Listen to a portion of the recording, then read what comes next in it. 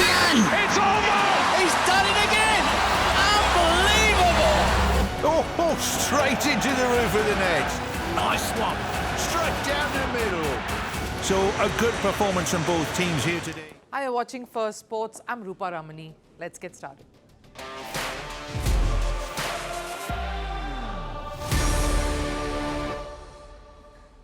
On the show today, India's loss to Pakistan in the Under-19 Asia Cup final has sparked some uncomfortable questions, with the Indian Cricket Board calling for a review of the performance. What was more concerning, the loss to Pakistan in the final or something else entirely? Spanish footballing sensation Lamine Yamal finds himself topping a list no one would want to. Certainly not an 18-year-old. He's the player to have received maximum hate online, says a report. Do we brush this aside as pitfalls of superstardom coming early, or is there more to this narrative? And just as BCCI, the Indian Cricket Board, takes another step forward in getting Indian women cricketers at par with their male counterparts in the country, comes yet another episode of fans trolling India's Smriti Mandana. When will the real gap, the one that matters the most, reduce? But first, the headlines on Sports 360. Starting with cricket, Australia will miss the services of regular captain Pat Cummins and veteran pacer Nathan Lyon for the remainder of the Ashes. Lyon will undergo surgery, and with Australia having won the series, the aim is to manage the workload of someone like Cummins. Pacer Jai Richardson and spinner Todd Murphy were named as their replacements. The fourth test begins this Friday at the MCG. Virat Kohli's return to Vijay Hazare Trophy after 15 long years has seen another venue change. The Delhi versus Andhra Pradesh match has been moved to BCCI's Centre of Excellence away from the M. Chinnaswamy Stadium. The Karnataka government has asked the KSCA to make the changes because of security concerns. Just earlier this year, a stampede outside the Chinnaswamy Stadium post the IPL win killed 11 people. Since then, the stadium has failed to obtain clearances for big fixtures. This is the second change of venue in 2 weeks. Continuing with cricket, the International Cricket Council has pledged to fund the US national team. This comes after the ICC banned the US cricket body owing to governance failures. Despite being banned, USA will feature at the 2026 World Cup and the 2028 Olympics as well. The Cricket Council wants the American players to continue their preparations. On to football, Mohamed Salah guided Egypt to a late win over Zimbabwe at the AFCON. After trailing early in the game, Egypt equalized in the 64th minute. No goals followed until stoppage time. Salah scored the winner. And we'll sum it up with NBA. Golden State Warriors star Steph Curry beat Orlando Magic. Curry scored 26 points in his side's 120 to 97 points win. The Warriors are 8th in the Western Conference points table.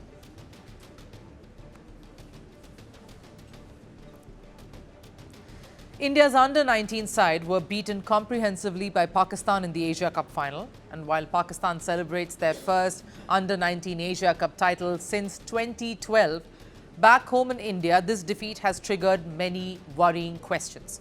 Because this wasn't just about losing a cricket match, this was about how India lost it, and more importantly, what surfaced during that defeat. Because while Pakistan lifted the trophy, the BCCI is keen on reviewing the performance. And the big question here, is India only dissecting a defeat to Pakistan, or are there deeper problems inside the junior setup that can no longer be ignored? Because what unfolded in that final wasn't aggression, it was chaos masquerading as confidence. And that indeed is worrying. India versus Pakistan has always been a high-voltage rivalry. Tempers flare, words are often exchanged. The pressure, yes, is immense. But there is a line, and historically Indian teams, especially in recent years, have made a conscious effort to stay on the right side of it. Post the Pahalgam terror attack, India has shown restraint. A no-handshake policy has been followed. No unnecessary reactions, no provocations. In short, play the sport you came for, that you worked hard to represent your country for. Even when Pakistan players, including senior names like Haris Rauf, have crossed that line with gestures and certain provocations, India has largely chosen dignity over drama. But can the same be said about the Under-19 Indian side? Unfortunately, no. What transpired in the Under-19 Asia Cup final has raised serious red flags. First, the match itself. India lost the final by 191 runs. This wasn't a close contest. Yet, strangely, the biggest talking point wasn't Pakistan's dominance, it was India's conduct. I have played against the Indian team before, but that Indian team respected the game. But I realized while sitting outside that this team's behaviour regarding the game was not good, and the Indian team's conduct in cricket was unethical.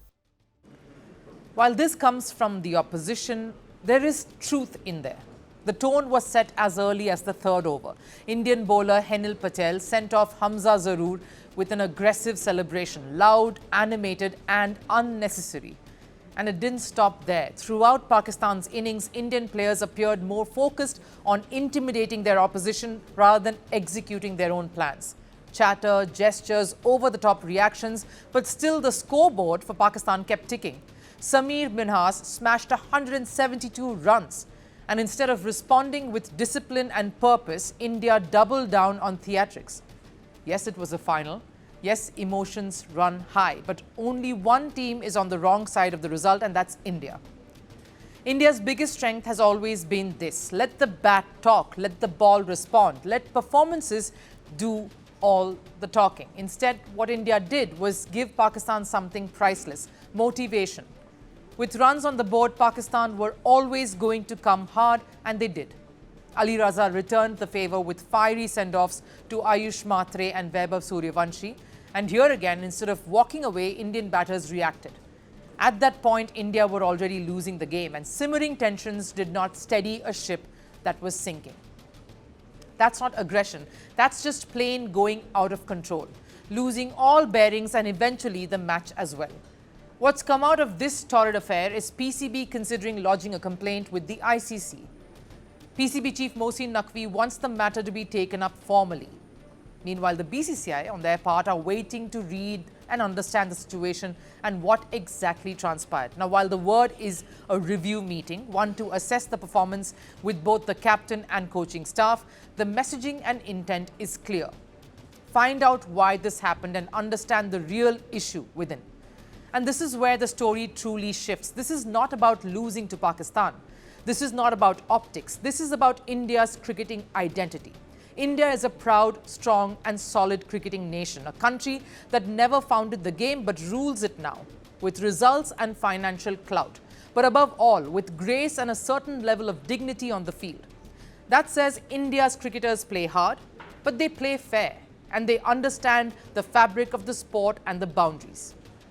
So the obvious question is the junior setup imbibing that very philosophy, or are they blinded by what's happening around? Because Under-19 cricket isn't just about winning trophies, it's about shaping future internationals. These are test cricketers of tomorrow, leaders of the future, and soon to be role models for the coming generation. We just witnessed an IPL mini auction just not too long ago, where young players off domestic toil earned big bucks. BCCI recognizes that and wants the world to see India as that shore of talent. Talent that is sitting on mature, sensible shoulders. But if arrogance is mistaken for aggression at any stage, more so when you're young, trust it to only get amplified at the highest level. And India and its cricketing fraternity has worked too hard for too long to allow discipline to slip away at the foundation. Make no mistake, this loss should hurt. But it should hurt for the right reasons, not because Pakistan won, but because India lost focus both on and off the field. The review that follows must be honest, address the uncomfortable truth and come out with firm reprimand or solutions. Because let's be honest here, the talent exists. India did not lose because they didn't have the capabilities. The real talking point is talent without temperament. That can be dangerous. India doesn't need to be loud to be feared, it never has. Respect, control and performance, that has what built Indian cricket. Barcelona's teenage sensation Lamine Yamal is once again topping a list, a leaderboard no one would want to be a part of. Yamal has become the most targeted footballer for racist and xenophobic abuse online in Spain. This is the same player whose number 10 Barcelona jersey became the highest selling jersey across Europe, surpassing Lionel Messi and Cristiano Ronaldo. The most loved and the most abused. Where there is stardom, there is scrutiny. Where there is success, there is resentment. And where there is fandom, there is bound to be hate. So what has led to this toxic spike in abuse? And more importantly, how does an 18-year-old deal with something like this? Lamine Yamal's rise has been meteoric. Ever since Spain's European Championship triumph last year, Yamal has lived under a magnifying glass. And unlike many prodigies, he hasn't just lived up to expectations, he's exceeded them. At Barcelona, Yamal is a centerpiece, a key figure in 2 La Liga titles and a driving force behind Barcelona's return to the top this season. Composure, confidence, decision-making beyond his years. That's why fans have bought his jersey in record numbers. That's why stadiums chant his name. That's why brands make a beeline for him. But success doesn't travel alone. It brings jealousy, it brings polarization and hate, often from the darkest corners of the internet. Look at that list that's coming up on you. 3 names, 3 superstars, 3 generational talents with one thing in common, which I'll come to in just a bit. All young, all globally famous, all playing for clubs with the most tribal fan bases on the planet. So why them? Rivalries explain some of the reason. El Clasico tension explains some of it. Competition explains a little more, but that's not the complete picture because reports clearly indicate that the color of your skin remains a trigger point repeatedly. And that exposes a deeper, uglier truth. The football world has a racism problem. Vinicius Jr. became its most visible victim. He was booed, abused, targeted.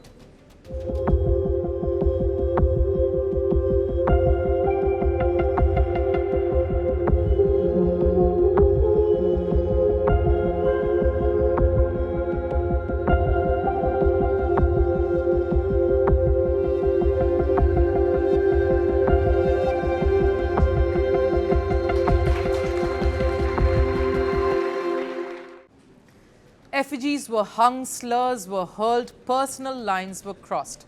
Spanish football promised action, campaigns were launched and courts issued punishments. Yet very little has really changed. Vinicius continues to face abuse and now Lamine Yamal has inherited that burden. And at just 18. That's the brutal irony. One generation tries to fight it, the next inherits it. This isn't just about comments on a screen. This is also about how young athletes process constant hostility while trying to perform at elite levels. Because keyboard warriors, they don't face the consequences. They hide behind anonymity, behind these screens. But the player, he or she walks out into the stadiums with all eyes on them, carrying expectations and playing through pressure. And that's where mindset really becomes everything. Lamine Yamal didn't choose an easy industry. Football is glory and brutality all rolled into one. The same crowd that worships you today will dissect you and criticize you tomorrow. The same platform that elevates you can tear you down overnight. And how Yamal handles this phase, how he filters the noise and how he protects his mental space and how he channels adversity into performance is what will define his longevity far more than his left foot ever will. Because talent pushes doors, but resilience keeps them open. And here's the biggest takeaway. This isn't just Yamal's fight, it's football's fight. Fans need to remember one thing: you're watching a teenager, a human being, a footballer doing what very few on this planet can. The hate, well, that may not disappear overnight, but history tells us something important. Great players aren't defined by the noise around them. They're defined by how little it affects them. If Yamal learns from Vinicius, if he leans on the right people, and if he keeps letting his football do all the talking, then this chapter won't break him. It will harden him because the brightest stars often attract the darkest shadows. Indian women's cricket is taking giant strides forward. The World Cup win has opened doors that had been shut for long, and the latest is BCCI giving domestic fees a redressal. Another big tick for women's cricket in India in this year alone. But what's disheartening is no matter how progressive, proactive the Indian Cricket Board is when it comes to the issue of pay parity and pushing women's cricket up to the level of their male counterparts, perception is still a mixed bag at large, with a section of Indian fans continuing to troll India's, our own female athletes. When will that gap reduce is the question. The last few months has been quite the ride for Indian women's cricket. The highs of a World Cup win quickly dissolving into one of despair. The accolades were pouring in, but that euphoria was short-lived as everyone decided to shift their attention elsewhere.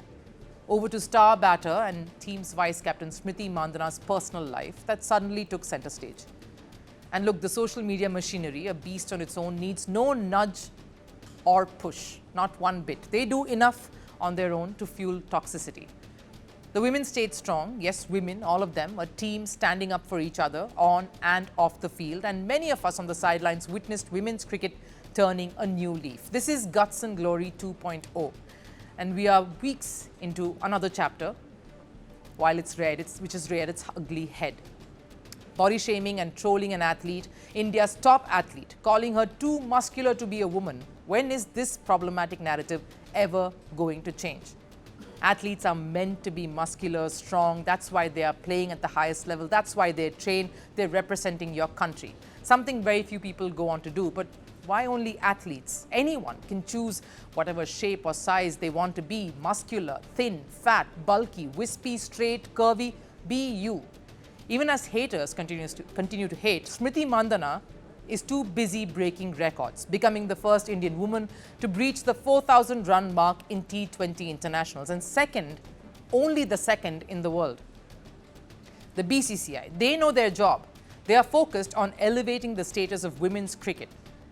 So just yesterday, they announced a pay hike when it came to domestic cricket. Women cricketers will get more than double the wages as match fees per day. So from earning 20,000 rupees, that's over $200 per day, they will now earn nearly $560. That's a huge bump.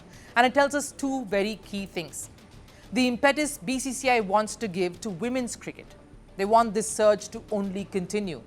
That's what this World Cup win has in fact done. And these are steps being taken not just to improve the conditions for women cricketers in the domestic levels, but also to push a change in narrative, a change in perception, to get the country to take notice and take this aspect of cricket in the country, women's cricket, seriously.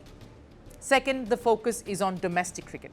That's been a salient feature of BCCI's new vision: embolden, empower and reinforce the domestic setup, the foundation.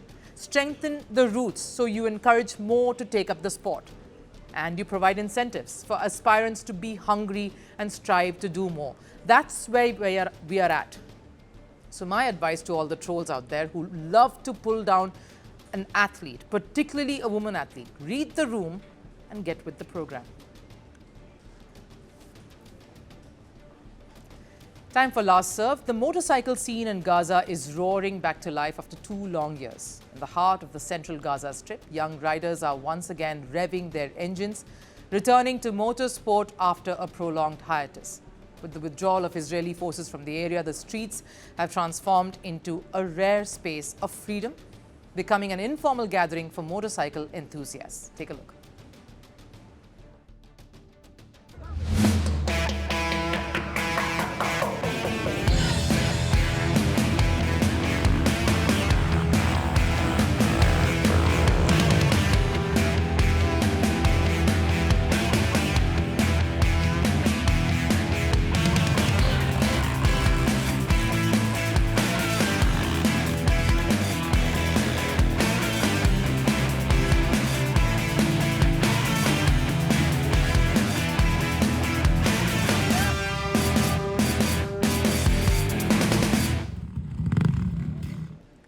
That wraps it up here on Firstpost. I'll of course see you again tomorrow.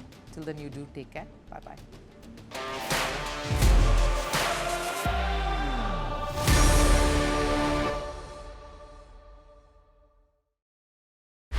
Want the facts? The latest developments?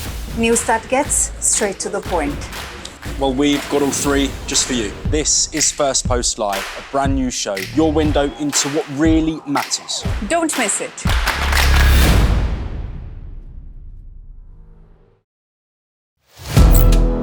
Firstpost now available in 9 languages on YouTube.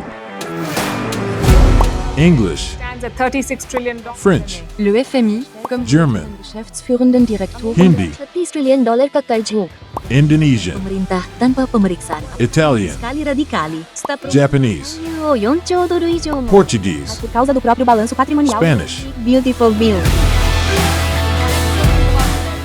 Go to Settings, click on Audio Track and select the language of your choice. Be the first to know what's happening around you in your first language. Firstpost.